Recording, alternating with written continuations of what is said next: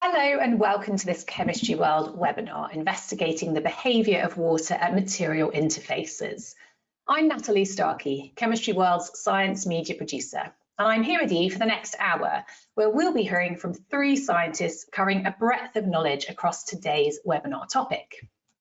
I'd just like to point out that this webinar is recorded, so if you find that you miss anything today or just want to watch again, then look out in your inboxes for a link to the recording in the next few days. Now, this webinar was inspired by the Royal Society of Chemistry's Faraday Discussion Water at Interfaces, which took place in September 2023 in London. The related journal volume for this meeting is out now, and you can use the QR code on screen, or we're going to put a link in the chat to access that online. So do bookmark that for later and have a little look through. I'm sure you're going to get a lot more information from the speakers today, and then you'll be able to delve into even more depth with that journal volume. Now, this webinar also forms part of Chemistry World's special collection of articles and features on water and the environment that make up our May print edition and are also all available online.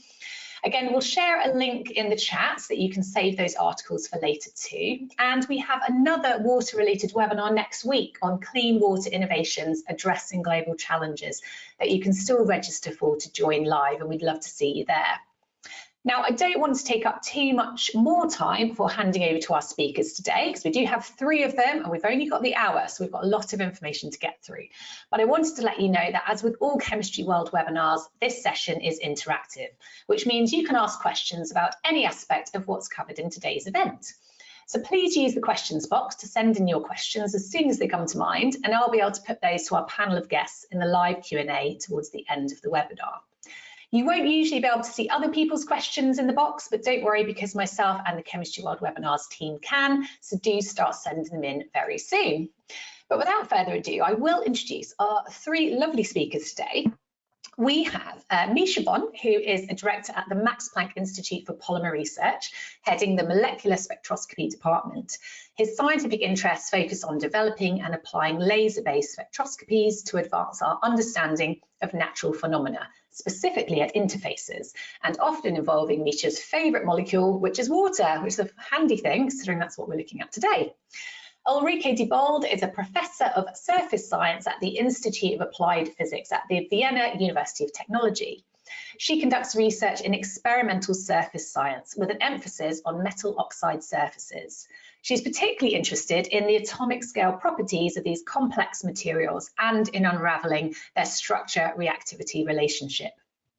And we also have Adam Willard, who is a professor of chemistry at the Massachusetts Institute of Technology.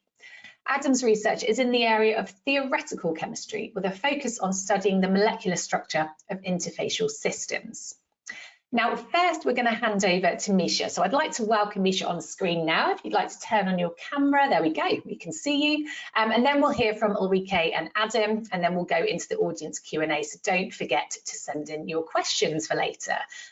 So yes, let's get your presentation shared on screen, Misha, and welcome today. It's lovely to see you. Thank you, Natalie. I hope you can see my screen.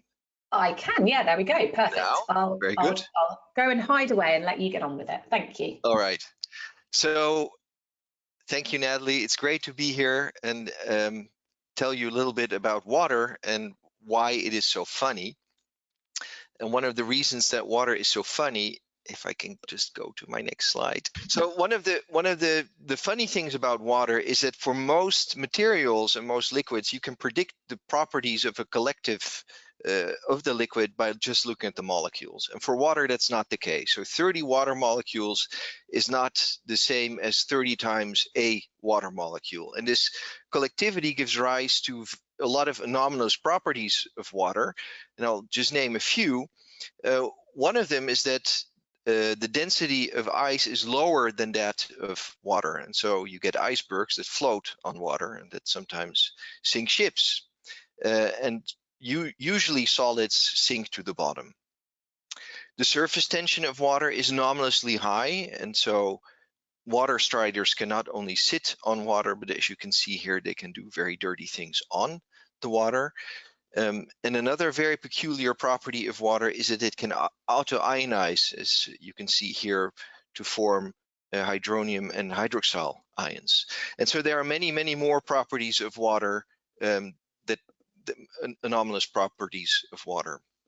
And water, of course, is central to many global challenges, and we usually describe water as shown here as a continuum with a certain viscosity, a certain density, a certain dielectric function. But in many instances in both nature and technology, water is present in a molecular form. And so if we want to, for instance, desalinate water or purify it, water needs to go through a very small pore that fits essentially one water molecule. And if we have a pore in biology, we cannot talk about a density of water in that pore. So nanoscale details of water are very important, but they are poorly understood. And this is what this seminar is about. So you'll hear three perspectives on nanoscale water. Mine is about seeing water, which is doing spectroscopy. Ulrike Diebold will tell you about what I would call feeling water, so looking tip-based, very high resolution microscopy. And Adam Willard will talk about digging water, digging in terms of understanding and really getting to the nitty-gritty details of water. So I will start, and I will tell you a little bit about how we try to see and look at water. And what we're going to do is we're going to use the fact that water forms these has very strong intermolecular interactions, as in hydrogen bonds, due to the very strong charge separation that occur within water molecules. And these hydrogen bonds can have different strengths, which then is reflected in the oxygen-oxygen distance. So a short oxygen-oxygen distance is a strong hydrogen bond, but then that OH group that is between the two water molecules has a lower frequency when this bond is very strong. And so we can use the frequency of the OH stretch vibration, as I schematically depicted here, as a marker of the local water environment, so whether it is strongly or not strongly hydrogen bonded. And because we're interested in nanoscale effects, actually we want to look at what's happening at the surface or at the interface of water. And we can do this with this technique called some frequency generation, which allows us to look at the vibrational response of essentially one monolayer of water. And in an SFG experiment, we come in with an infrared laser pulse. We make the water really happy, so we make it oscillate, and then we upconvert that happiness with a visible pulse to generate the sum frequency of those two beams, as shown in this energy diagram here. And so if the IR is resonant with the water vibration, then this process is resonantly enhanced, and we get more of this SFG light emitted from the surface. So that makes it a spectroscopy, and it is surface specific because the signal can only come from the interface. So it is the process is bulk forbidden, and that's just the selection rule of this spectroscopy. And to illustrate the surface sensitivity, here is the SFG spectrum of the simple water-air interface. And what you see is that it has positive and negative features, and so it has I showed you that hydrogen bonding strength increases in that direction, and so there's an OH group that is very weakly, or actually not hydrogen bonded, and this is due to OH groups of water molecules that stick out into the air, and so they're not interacting with anything on this side. So that's that peak there, and the peak is positive because the water molecules are pointing up.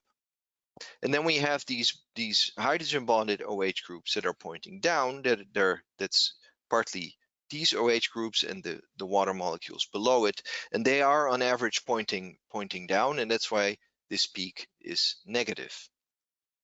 And this looks very different from the bulk vibrational spectrum of water. So we really are very surface sensitive using this technique. And so the question that I want to address today is when I put two materials together like this at a certain distance d, when is water really confined? So when is it not the sum of two interfaces anymore? And so it's clear that if d is large enough, I have an interfacial region for my material on the left, an interfacial region for my material on the right, and bulk water in between the two.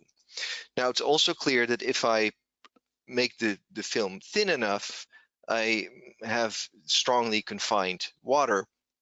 But the question is, where does that transition occur? So where do I go from a system that is governed by interfacial effects to a system that is governed by real confinement effects? So what is the D0, so to speak, where I go from two interfaces to confinement?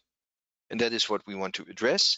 And this technique of ours, it comes in really handy because it's, as I told you, it's not sensitive to the bulk, but it is sensitive to both this interface and this other interface.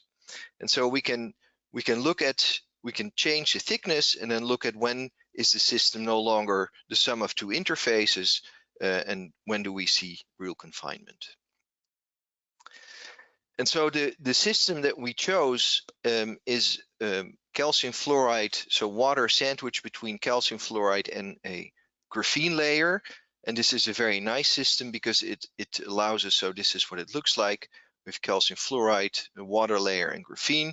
And we can then tune the water thickness by simply changing the relative humidity of the water vapor around this system.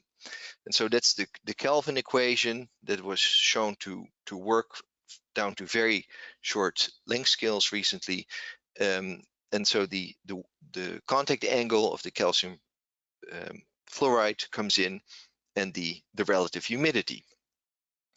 And so here's an example. So this is at ambient conditions, so relative humidity of about 30%.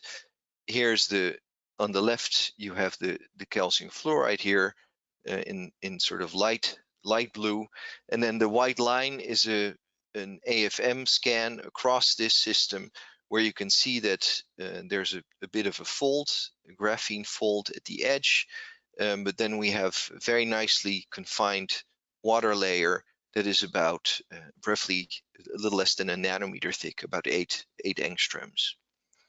And we can change the relative humidity, and then the thickness of this layer will vary, and that's what you see here on the right.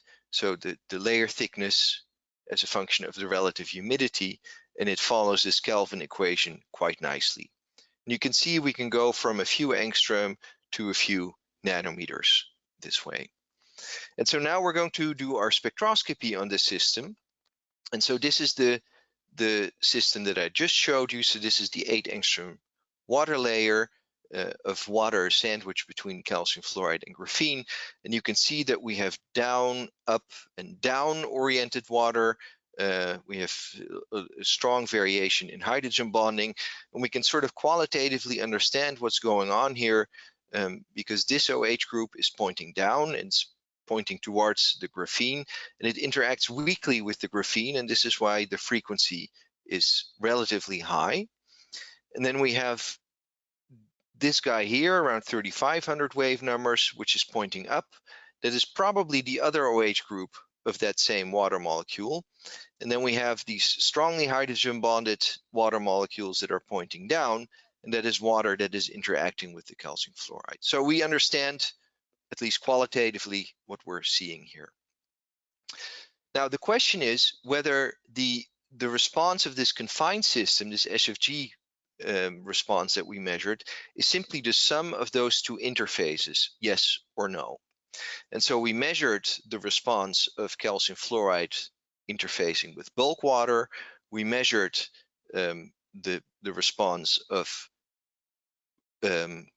water in contact with graphene that you can see here, and we can add those two up and compare it with the red measurement that I just showed you, and the sum of these two measurements on the left is the gray line, and the measurement for the confined system is the red line. And you can see that even though we're confining the water to sub-nanometer length scales, we can describe the response of the water as the sum of the two interfaces. So even at 8 angstrom, we're still in this interfacially controlled regime. We do not yet have real hard confinement. So going from 8 angstrom, that's the confinement that I showed you, we can increase the relative humidity to go to a much thicker layer, or a layer about twice as thick. And then of course we would expect and hope to see the same response, because we're just adding bulk water that we're not sensitive to. And lo and behold, that's exactly what we get. So this is all very reassuring. And now we go to 5 angstroms, and then we see that the response is changing. And so here at 5 angstrom, we have real confinement effects. So the water is really stuck between the two plates. And we see that this is associated with weakening of the H bond, so a blue shift of this peak, and a change in this dangling OH peak. This is reorienting. And we can again qualitatively understand what's going on by realizing that we're going essentially from a tri-layer to a bilayer, and when this bilayer is formed, the water molecules like to hydrogen bond in plane.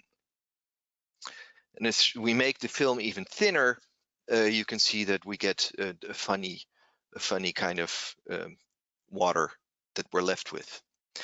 So in any case, to answer my initial question, this transition into strong confinement occurs in the sub-nanometer range, somewhere between 8 and 5 angstroms. And so to conclude, we really need to confine water to very small spaces to get confinement effects. And when that happens, the hydrogen bond structure of water is weakened. And with that, Natalie, I'm done and happy to pass the baton to Ulrike. Oh, fabulous. Thank you. We've got some questions coming in, but I'm going to save those for the end. So if you've still got questions for Misha in the audience, then please pop those into the questions box and we'll come back all to that at the end. So yeah, we'll keep all the questions together. So Ulrike, we've got you on screen now. Welcome. It's lovely to see you. We'll just share your screen. So we'll get that up and ready. Okay. Yeah. Can you hear me and can you see my screen? Yes, there we go. We've got your slides. Perfect. I'll hand over to you then. All right, great. Thank you. So yeah, thanks so much for letting me talk about our research. So we are interested in just what the first few water molecules do when they come to the surfaces, and that's fundamental interest. So just how does one water molecule interact with one interface or one surface? And I think it can also influence what happens later on when the bulk of the water builds up. And Misha termed what we're doing is feeling. So maybe that's a good description. So you can feel forces, right? So what we do is we take advantage of the very sensitive measurement of forces that we can do. So in the first part of my talk, I will give you a little background about the technique and the variation of the technique that many of you might be familiar with, and then I will show you a few examples what we can do with it. And then Misha already talked to us about this auto-ionization, or this splitting off at a proton. When a water molecule approaches a surface, that will be an interesting question, whether the water molecule stays intact or whether a water molecule is given off to a surface atom. Okay, so the microscopy technique we use is atomic force microscopy, or AFM, and maybe some of you are using this technique. It's a really very robust technique where you can look at nanoscopic images of surfaces. We've seen one just previously for the graphene on the calcium fluoride. Because we're only interested in very few water molecules on surfaces, we like to work in a vacuum. And it turns out that the one that people use normally, it's not working particularly well. So this long cantilever is very floppy. This end of this tip is very well ill-defined. So there was this person, Franz Giesibel, who essentially handedly invented in his garage this technique where he uses essentially what's a tuning fork, so like a tuning fork here, right? Everyone knows that, and then it swings with its very, very well-defined own resonance frequency. So you can measure frequencies really well and changes in frequency really well to ppm range. So on this frequency, there's a what we call tip. That's just a tungsten wire that's etched a very sharp end. To give you an idea, this is about 1 millimeter here.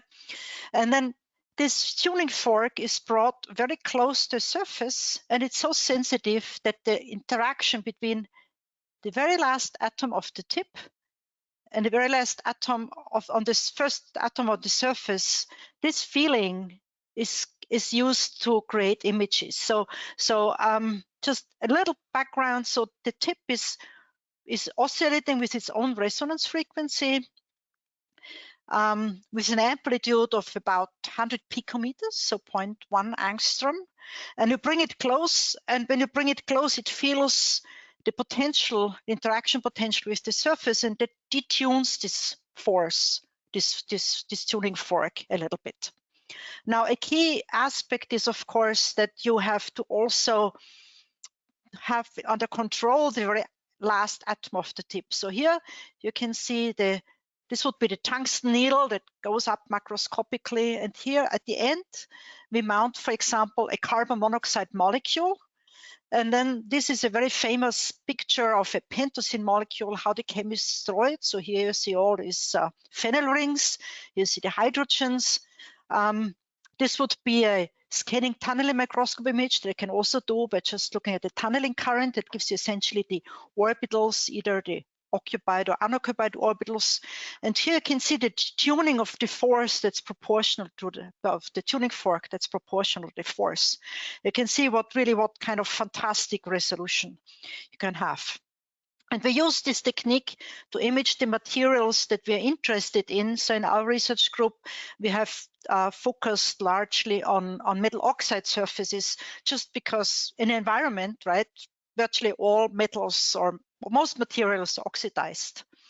And then if you have a surface of an oxide, so here, for example, a titanium dioxide surface, this is the atomic model, how it would look like. You can see there are some oxygen atoms that stick out and have these rows. And when you image that, so this is one of these AFM images taken with a tip that in this case, we just mount one single oxygen atom on top of it. And then we get close enough that the last oxygen atom is in repulsive mode. And you can see there's these rows of oxygen that stick out, and here some vacancies. So that's very often the case that you have some defects on the surfaces. And these defects are very reactive. So if just a trace of water in your outer high vacuum chamber, then these oxygen vacancies will immediately fill up. So you will have a water molecule that will react with the surface and then will split off. So they will form so the water molecule, will go in here. So the green one would be the oxygen from the water. It will form two hydroxyls by splitting off a proton next door. And we can follow that, in this case with STM, but just taking one image after the other. Here we see one single hydroxyl. If you watch here, you can see one water molecule coming, absorbing, and then splitting apart and moving apart after time to make two hydroxyls on the surface. So we can really directly watch what's happening on the surface. Now, this was a defective surface, so where we have these oxygen vacancies, but it depends very much how these surfaces look like at the atomic scale, the distance between the oxygen atoms on the surface that can take up a proton and the cation where the oxygen of the water molecule will absorb. So how large distance is, whether or not the water molecule will automatically dissociate.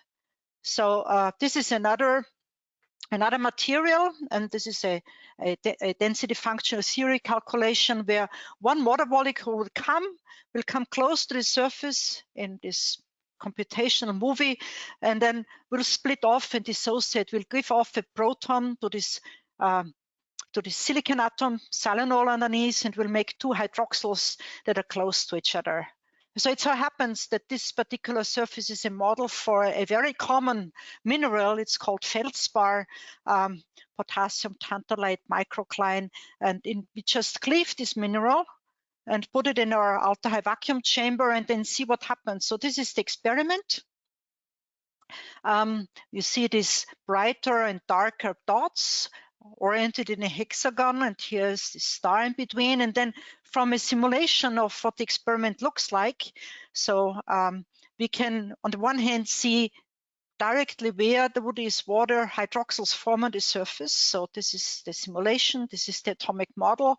This is a hydroxyl that has formed on a silanol, and this is a silicon back bonded. Here it's with the aluminum back bonded. This one sticks out a little bit more.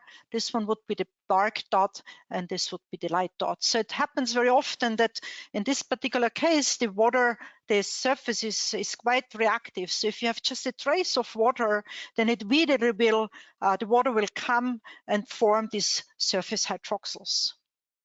Now, why is this important for when you add a little bit more water molecules? We have good control of our experiments. We can just add a little bit more water, and then the next molecule will absorb in such a way that it will orient, so intact, so it will not split off the proton anymore. It will absorb as an intact water molecule, and the proton that is back bonded to silicon will act as a hydrogen donor. The water molecule will then make a hydrogen bonding to this aluminum surface, so that will act as a hydrogen acceptor. And then from calculations, we can estimate how strongly the water molecule is bound. So 0.8 electron volts, that's roughly 100 kcal per mole. And then in the experiments, we can directly observe how these water molecules absorb on this surface. And again, it's very pleasing to see that these simulations give you the same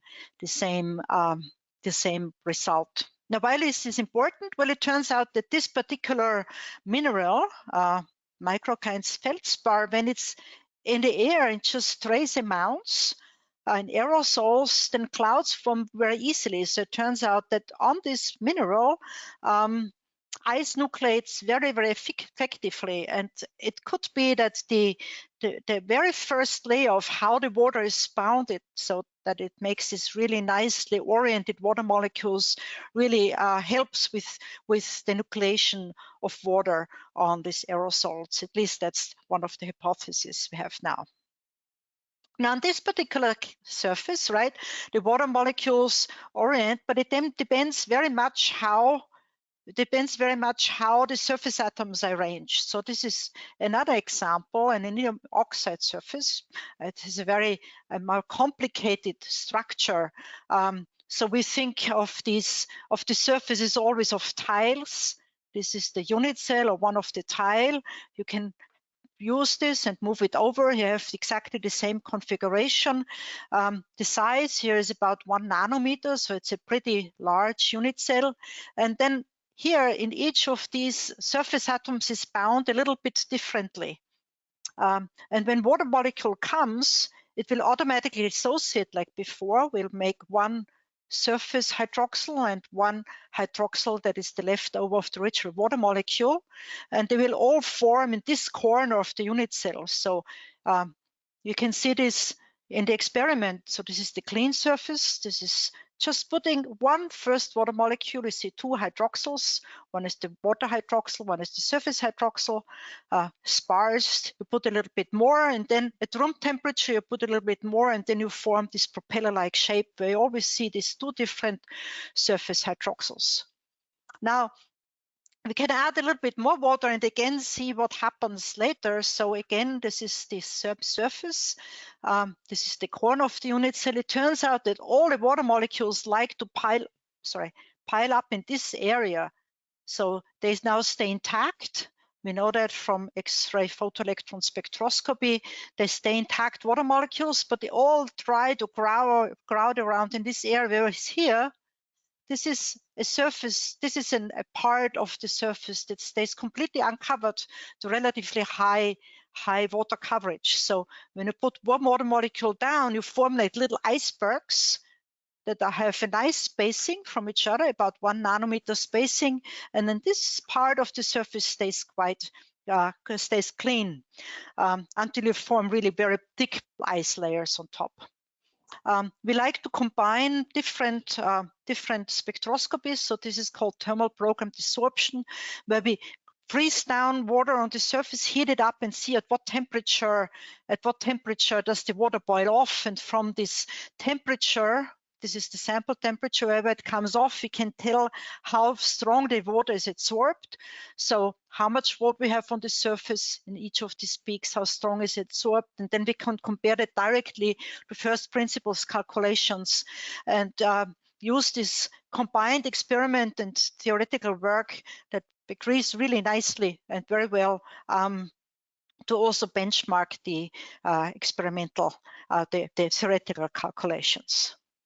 And so we can directly image what happens on the surface. We can get the configuration of the water molecule, whether it's intact or whether it's dissociated, where on the surface it like to absorbs. And we can, one last thing I also want to show, we can even probe these hydrogen bonds that form between these hydroxyls on the surface. So this is the last slide that I want to show you. This is again the same indium oxide surface. Red are the oxygen atoms, green and blue are the indium cations. Each of these oxygen atoms is bound a little bit differently. And we come with our AFM tip and we park on one of hydroxyls that we've identified in images. We move it up and down, and while we move in and out, we look at the change in frequency, and then we integrate the frequency change and we get the forces. And by moving these hydroxyls around with the tip, we can also manipulate. We can get experimental evidence for whether or not, we can see how strong this hydroxyl on the tip interacts with the hydroxyl on the surface, and from that we can get an estimate of how strongly this OH, this proton is back bonded to the oxygen on the surface, and we can get quantitative agreement. Okay, I think my time is up. Just want to thank my group for their great work, and I want to pass on the baton to Adam. Thank you. That's excellent, thank you. I think this is such an insight into water, isn't it, for most of us? I'm sure many people in the room know a lot of this already in terms of water being not a simple molecule, something we think of as simple and ubiquitous, but actually when we start looking into the science, oh my goodness, there's so much going on. And I love that in your presentation, Ulrike, you mentioned that something was a nanometer big, and you said that that was quite large. And I was like, only in your world is that's something big. I love that. That's brilliant. We'll get Adam on screen now. If you can turn on your camera, Adam, if you're there. There we go. And yeah, we'll get your presentation shared. This is fascinating stuff. I'm enjoying this. I'm learning a lot today. Brilliant. We can see your presentation, so I'll let you take it away. Thank you very much. Tough acts to follow, but I'm going to tell you a little bit about work that's been going on in my group looking at water interfaces through computer simulation. So the image on this slide is a snapshot of a molecular simulation of liquid water at a liquid water air interface. So the stuff on the bottom here is water, which we often represent in simulation with these balls and sticks, where the H2O is represented. The H's are these kind of white colored spheres, and the oxygen is the red colored spheres, and they're hooked together in this geometry that water loves to adopt, where the angle between these OHs is about 109 degrees. That angle comes from quantum molecular physics, and in and of itself is an interesting thing to think about. What we're interested in is not the quantum properties of water, but how water behaves when there's a lot of water molecules in an anisotropic environment, like an interface. And so in this short talk, I'm going to tell you a little bit about how molecular simulations work. Usually people are unfamiliar with how how we develop numerical simulations of molecular systems and why they're worth looking at in the first place. And so I thought I would spend half of this talk talking about that, and then I'll share with you a little bit of the insight that we can get from studying systems with numerical simulation. So I'm a theoretical chemist, and we essentially use computers and models to study a variety of different systems, including water interfaces. And we're interested in water interfaces for a lot of the reasons that have already been communicated here. So I thought I'd lead off with kind of a contrast between a macroscopic system like a glass of water and a microscopic system like the ones that we simulate in my research group.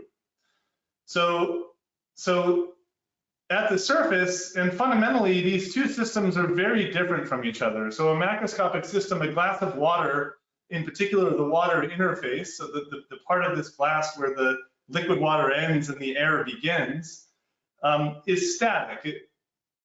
For all you know that this picture of a water molecule is actually a movie of a glass of water sitting on a table, there's nothing going on with this liquid water at the macroscopic scale. That is the scale that we're used to interacting with systems like water. And the characteristic sizes of these systems of a glass of water is that maybe the area of this water interface is about 10 centimeters squared. This glass of water, though, might contain an unimaginable number of water molecules, typically a mole. A glass of this size would have about 10 to the 24th. That's 10 with 24 zeros after it. When I teach general chemistry, I spend a lot of time trying to highlight how ridiculously large this number is. As humans, we're simply not equipped to understand or conceptualize that. In simulations, we tend to study systems that are quite a bit smaller. So we study systems like this that include maybe 1,000 molecules and span areas. So the surface area of this simulation is about 10 square nanometers, which means that if I wanted to coat the surface of this glass of water with systems of this size, I would need about 100 million copies of a system of this size to canvas the surface of water. And so, so one of the biggest differences between these microscopic systems and these macroscopic systems, aside from the length scale, is that the microscopic systems are in a state of perpetual motion. So molecules never stop moving.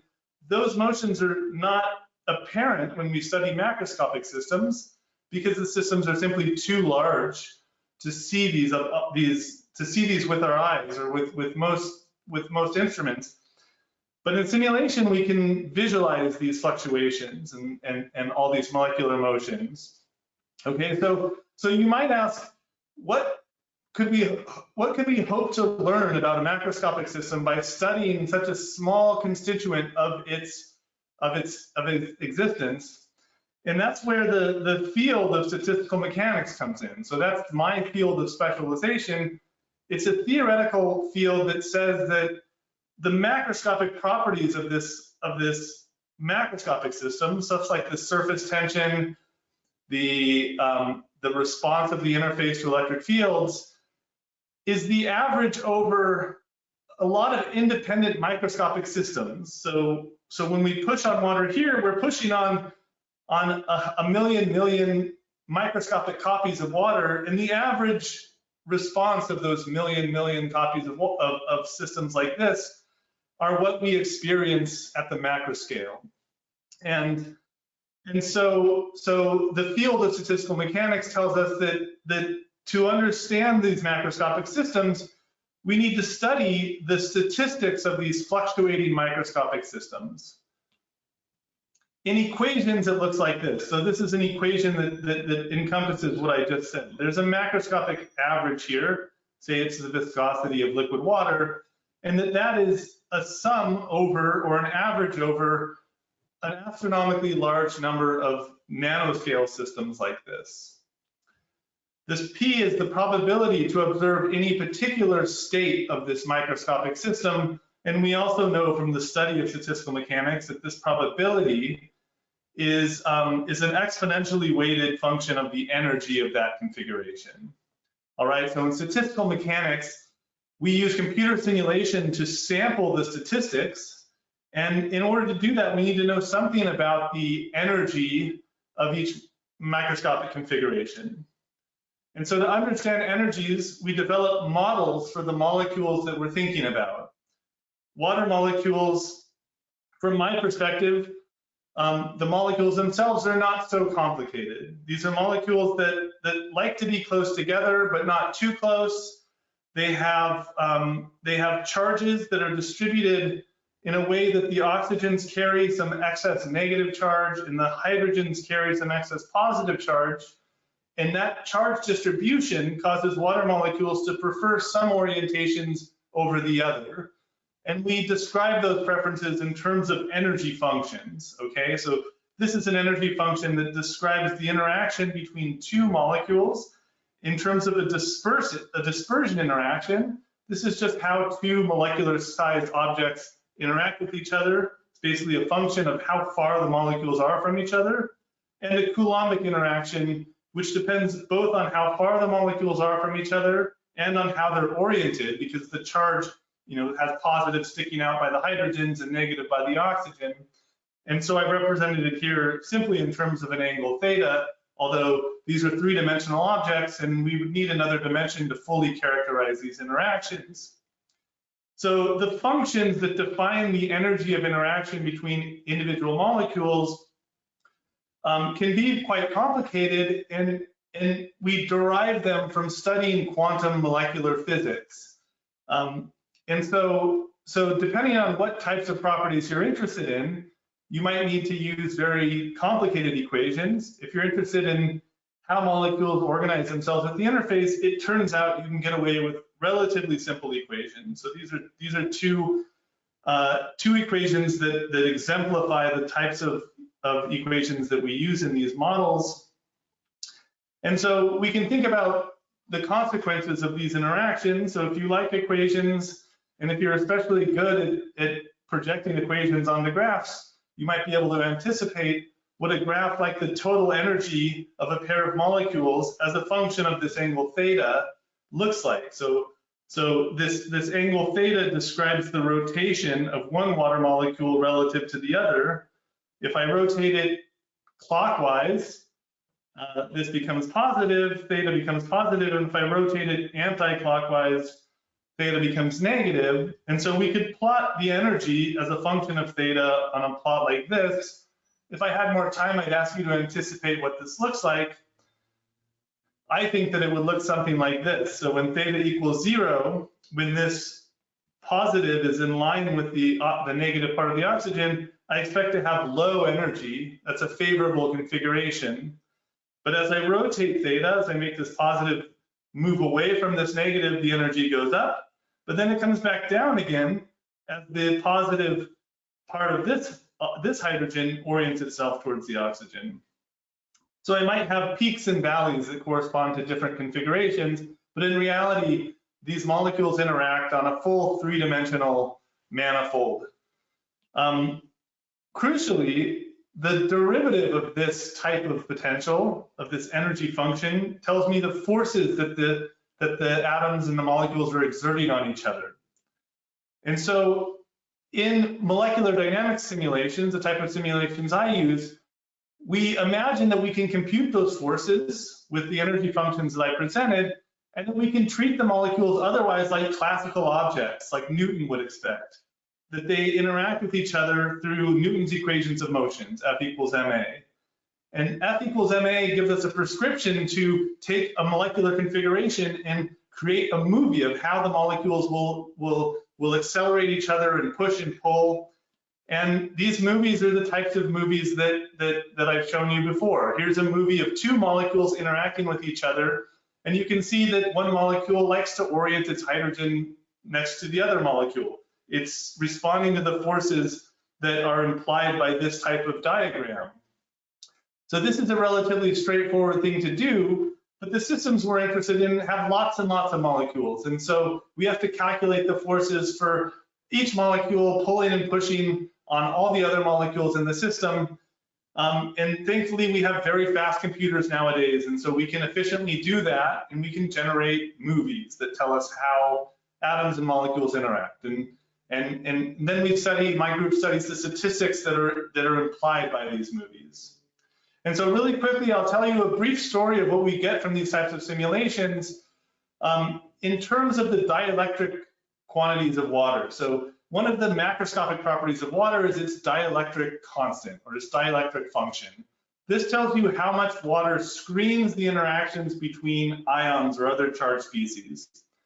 The interaction between two ions in liquid water is 78 times weaker than the interactions of those ions in free space. And so we say that water has a dielectric constant of 78. It tells us how much the Coulomb interactions are reduced. We understand why water has a large dielectric constant. Water has a dipole. It's got negative charge on one side and positive charge on another.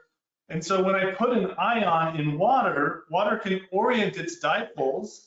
So if I have a positive ion, it'll orient the negative part of its dipole to point towards that ion, and that creates a charge field around the ion that reduces its effective influence on the environment. All right, so it's well known that the dielectric constant for water in bulk is 78, but at the interface, the dielectric is very different. We use simulations to understand those differences, and those differences can be understood in terms of the statistics of how water molecules reorient in solution. And so we study those by studying simulations and looking at how dipoles reorganize at various locations relative to the interface. And I'll just show you one set of results before I end here.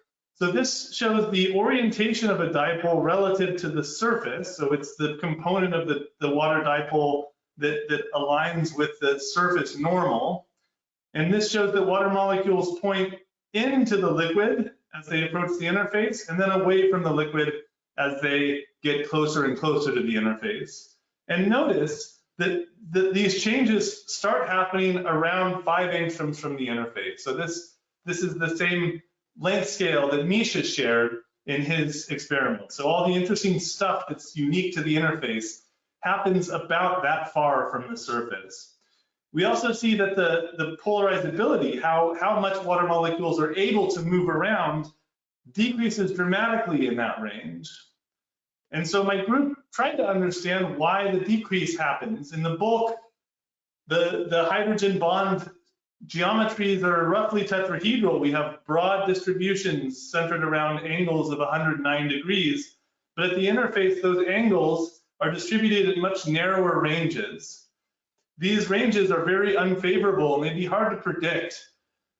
From studying simulations, we found that at the interface, these unstable, uncommon configurations are stabilized by the formations of these bonus bonds. And so at the interface, you form 3 unfavorable bonds instead of 2 favorable bonds. And that's slightly more favorable, and so you form these defective structures, but these constrain molecules, and they're not as easy to move around anymore.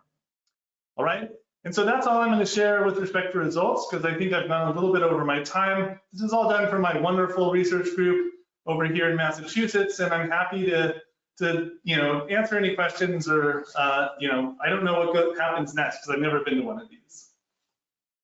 Thank you. That was brilliant. I'm learning a lot about water today. This is really, really insightful, and just seeing it just seeing how water is it's just not as simple as we think. It's fascinating. We've got lots of questions coming in. I've got some quite general questions, and then we've got some really specific questions. So I'm going to try and get through as many as I can from the audience.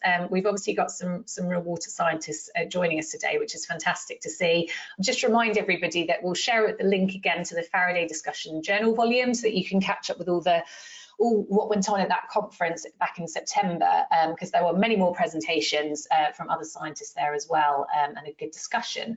Right, so let's start with, coming back to Misha, I'm going to start with a more general question. Why is it so anomalous that ice floats on water? It's kind of something we all take for granted, but maybe we don't think about all that much.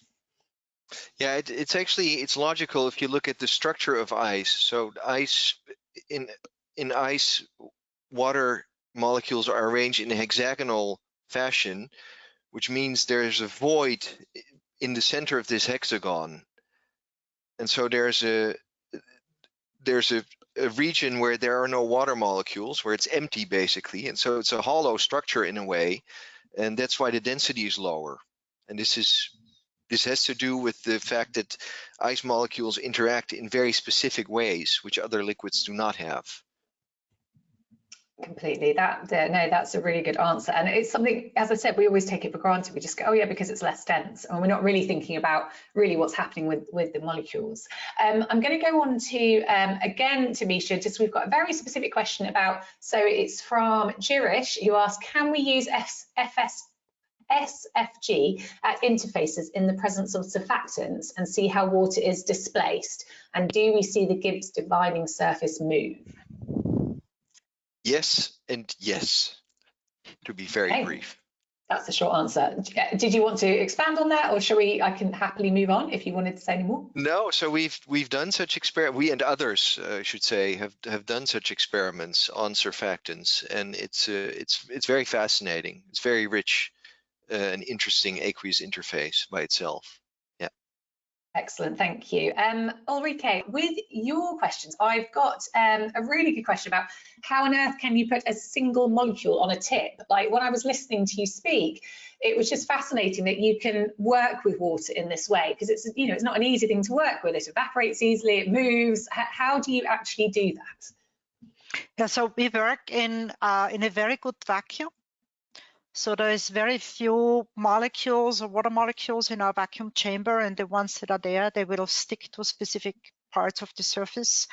And then what we do is we do imaging with this needle on the surface. And then when we have very fine control in the picometer range, up or down or left and right. And typically, for example, for this carbon monoxide molecule, we have a test sample where we know how our carbon monoxide absorbs on it.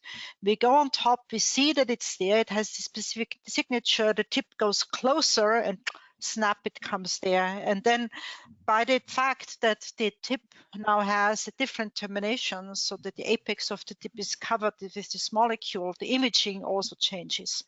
So we have a test sample, it's like, where we know how, depending on what kind of molecule we have on the surface, we'll get a different image contrast. And that way we shape the tip and know what we have there.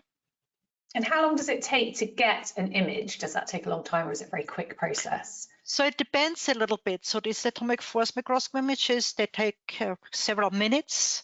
When we do scanning tunnel microscopy, it's a much faster technique. So there we can, people, not us, but other people, women can take images with video rate. So 20 or 30 images a second, and then play this in real life movie. Everything goes with this Arrhenius type. Rates go in Arrhenius type fashion. So if we lower the temperature, we can slow things down. So often we do things at very low temperatures to make things sure that things don't move that fast. Okay. We have a question, I think this came in during your presentation, Ulrike, and from Ewan. Can you use non-contact atomic force microscopy on amorphous surfaces to envisage surface defect water interfaces? Yes, so it doesn't have to be, it can be amorphous, so it can be single crystalline. That doesn't really matter. The main thing is that the surface has to be extremely flat.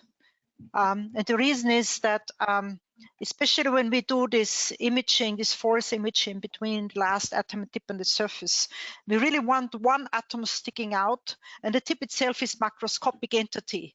So if the surface is rough and the tip itself is rough, then we have an overlap of these different forces. We have to have at least one thing, which is the surface, almost atomically flat, and then it can be really anything. Thank you. Okay, I'm going to move on to Adam. So you've got you on the hot seat now. We've got a question from Enoch that says, how does the presence of contaminants or impurities in water affect its behaviour at the material surface?